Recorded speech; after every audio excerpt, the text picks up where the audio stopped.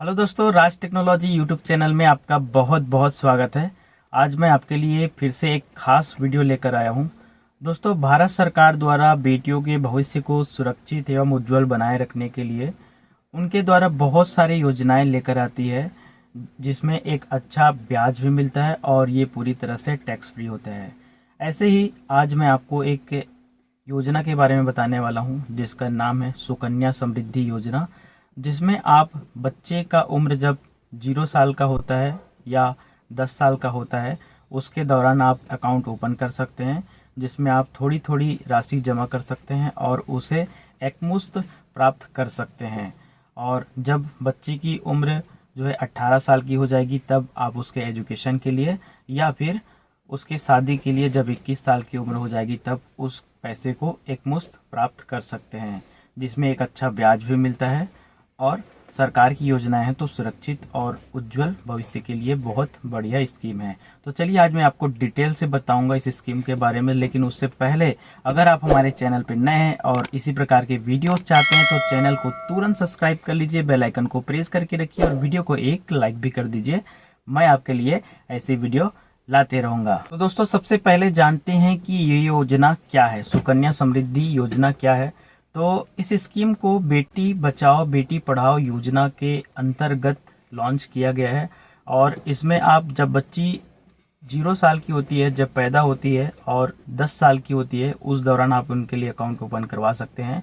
और इसमें कोई बॉन्डिंग भी नहीं है कि आपको इतना अमाउंट जमा करना है। आप मिनिमम 250 रुपये और मैक्सिमम 1.5 लाख रुपए तक एक साल में जो है इसमें जमा कर सकते हैं। और वो राशि आप जब बच्ची जो है 18 साल की हो जाएगी, तब उसके हायर एजुकेशन के लिए, या जब 21 साल की हो जाएगी तो शादी के लिए आप उस पैसे को इस्तेमाल कर सकते हैं, आप उस पैसे को निकाल सकते हैं। तभी इस जो पैसा जमा होता है उसकी मैच्योरिटी होगी जब बच्ची 21 साल की हो जाएगी। 18 साल में आप 50% ही निकाल पाओगे। दोस्तों, इसका ब्याज पहले ज़्यादा हुआ करता था, लेकिन फिलहाल अभी जब मैं वीडियो बना रहा हूँ तब इसका जो रेट ऑफ इंटरेस्ट चल रहा है 7.6 है। और ये हर साल डिसाइड होता है, हर 3 महीने में डिसाइड होता है, तो आगे चल के कम भी हो सकता है, ज़्यादा भी हो सकता है। ठीक है दोस्तों, सुकन्या समृद्धि योजना का जो अकाउंट है आप पोस्ट ऑफिस में ओपन करवा सकते हैं, या कमर्शियल अधिकृत जो बैंक है, यहाँ पे आपको लिस्ट दिखाई दे रहे हैं, वहाँ पे भी आप जाके जो है अकाउंट ओपन करवा सकते हैं। और आजकल तो बहुत सारे बैंक ऑनलाइन सुविधाएं दे रही है, तो ऑनलाइन भी आप इसको कर सकते हैं। किसी बैंक में ऑनलाइन सुविधाएं उपलब्ध है तो आप ऑनलाइन भी अकाउंट ओपन करवा सकते हैं। उसके बाद बात करते हैं कि इसके लिए क्या क्या डॉक्यूमेंट्स की जरूरत पड़ती है। तो सबसे पहले इस योजना के शुभारंभ के लिए आपको कन्या का उम्र जो है 10 साल से कम होना चाहिए। आधार कार्ड, बच्चे और माता पिता का फोटो, बालिका का जन्म प्रमाण पत्र, निवास प्रमाण पत्र, जमाकर्ता जैसे कि माता पिता है उनका पैन कार्ड, राशन कार्ड या फिर ड्राइविंग लाइसेंस आप यूज कर सकते हैं। अगला क्वेश्चन ये आता है कि कितनी बेटियों के लिए इस योजना का लाभ उठाया जा सकता है। तो आप 2 ही बेटियों के लिए लाभ उठा सकते हैं, इस योजना में पैसा जमा कर सकते हैं। लेकिन आपके घर जैसे पहली बेटी हो गई, सिंगल हुई है, और दूसरी बेटियां जो हो रही है वो जुड़वा हो जाती है, मतलब 3 बच्चे हो गए आपके यहाँ, तो तीनों बेटियों के लिए आप इस योजना का लाभ उठा सकते हैं।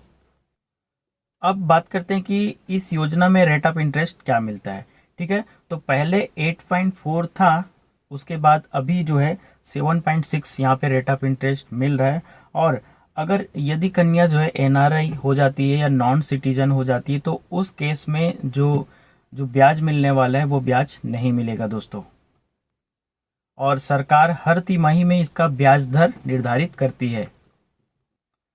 अब उसके बाद बात करते हैं कि जिस तरह से पीपीएफ में आप उसके बेस पे लोन जो मिलता है वैसा इसमें मिल सकता है क्या। तो इसमें ऐसा नहीं है। बहुत सारी जो स्कीम होती है गवर्नमेंट की, आप उसमें पैसा जमा करते हैं तो उसके बिहाफ में आपको लोन भी मिल जाता है। लेकिन सुकन्या समृद्धि योजना में ऐसा नहीं है, आपको इस बेस पे लोन नहीं मिलेगा जैसे कि पीपीएफ में मिलता है। उसके बाद बात करते हैं अकाउंट ट्रांसफ़र के बारे में। आप सुकन्या समृद्धि योजना में अपना अकाउंट, जैसे कि आप कहीं और चले गए, फिलहाल अभी रायपुर में है, उसके बाद कहीं और शिफ्ट हो गए, तो आप अपने अकाउंट को एक पोस्ट ऑफिस से दूसरे पोस्ट ऑफिस में या एक बैंक से दूसरे बैंक में ट्रांसफ़र करवा सकते हैं। इसके लिए जो भी प्रोसेस है मैं आपको आने वाले वीडियोस में बता दूंगा। सुकन्या समृद्धि योजना रीओपन करने की प्रक्रिया। वैसे तो इसमें मिनिमम अमाउंट 250 रुपये है। आपको हर साल मिनिमम 250 रुपये जमा करके आप इस अकाउंट को एक्टिव रख सकते हैं। लेकिन किसी वजह से अगर आप भूल गए या किसी कारण से आप इसमें अकाउंट पैसा जमा नहीं करते तो आपका अकाउंट पूरी तरह से बंद नहीं होगा, वो थोड़ा सा डीएक्टिव हो जाएगा। आप उसको 50 रुपये पर ईयर पेनाल्टी देकर उसे कंटिन्यू कर सकते हैं। जैसे कि आपने 2 साल पैसा जमा करना बंद कर दिया तो 2 साल का आपका जो वो होता है पेनाल्टी होता है वो 50 रुपये 100 रुपये आपको एक्स्ट्रा देकर आप अकाउंट को 100 रुपये एक्स्ट्रा देकर आप अकाउंट को कंटिन्यू कर सकते हैं। सुकन्या समृद्धि योजना में प्रति वर्ष कितना पैसा जमा करना होगा? तो पहले इसमें 1000 रुपये रखा गया था, लेकिन अब इसे मिनिमम जो है 250 रुपये कर दिया गया है। आप 250 रुपये प्रति वर्ष जमा करके इस अकाउंट को कंटिन्यू रख सकते हैं। तो दोस्तों उसके बाद बात कर लेते हैं कि आप कैसे 410 रुपये प्रतिदिन आप सेविंग करके जो है 70 लाख रुपए तक का रिटर्न प्राप्त कर सकते हैं। तो यहाँ पे आपको चार्ट दिखाई दे रहा होगा, यहाँ पे आप देख सकते हैं। अगर आप वार्षिक में 1000 रुपये जमा करते हैं तो यहाँ पे 14 वर्ष में 14,000 होंगे और 21 वर्ष में आपको 46,821 रुपये प्राप्त होंगे।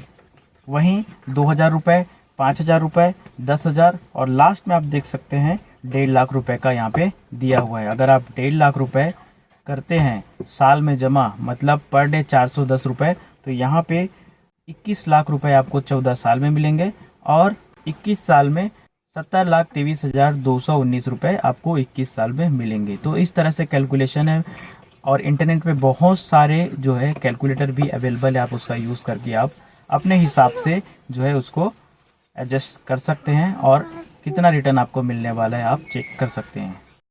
अब बात कर लेते हैं प्री मैच्योर अकाउंट क्लोज करने की प्रक्रिया क्या है। वैसे तो ये अकाउंट 21 साल बाद ही, जब बच्चे का उम्र 21 साल होगा तभी मैच्योर होना है। लेकिन आप अगर उससे पहले करना चाहते हैं तो अगर बच्चे की मौत हो जाती है या फिर जो अभिभावक है उनको गंभीर बीमारी हो जाती है या फिर अभिभावक का मौत हो जाता है, तो उस केस में सहानुभूति के दौरान यहाँ पे इस अकाउंट को मैच्योरिटी के पहले जो है इसमें जमा किया गया पैसा निकाला जा सकता है।